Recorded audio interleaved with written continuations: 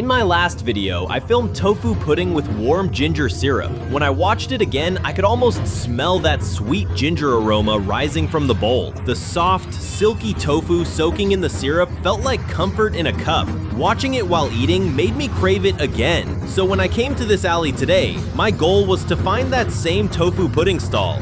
But as we walked through the narrow lane, passing old walls and the sound of sizzling oil, something else caught my attention. The smell was strong and inviting. It came from a small cart beside a fruit stand. An old man and his wife were frying something golden brown in bubbling oil. When we looked closer, we realized it was fried scallion rolls, a well-known local snack.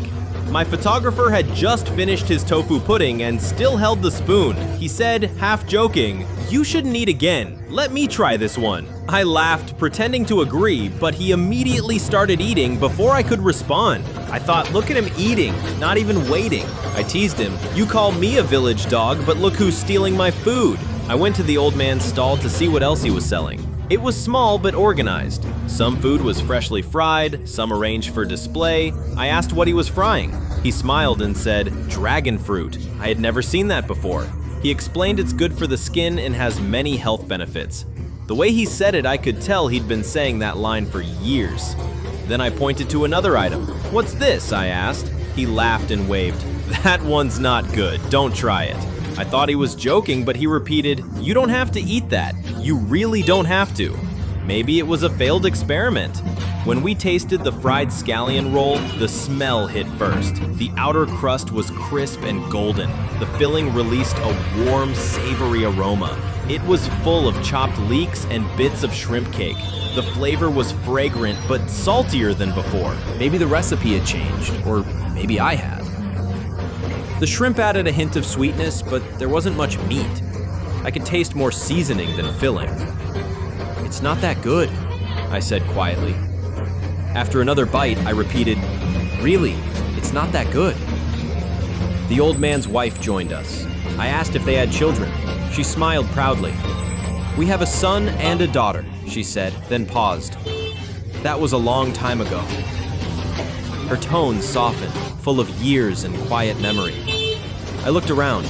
Their stall had probably been here for decades. The pan was dark from years of frying. The table was cracked but steady.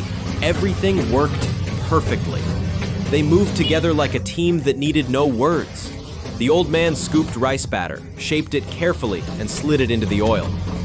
"I'm gonna take a look at the rice," I said, stepping closer.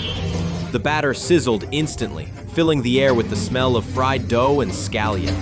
It reminded me of spring markets back home. "It's been such a long time," I murmured. "I haven't seen you for ages," the old man said, smiling as if we'd met before. He spoke again. "I'll change it. I'll make it better next time." His quiet confidence made me smile. "That means we'll all be doing well," I said. He nodded. "Yes, we'll all do well."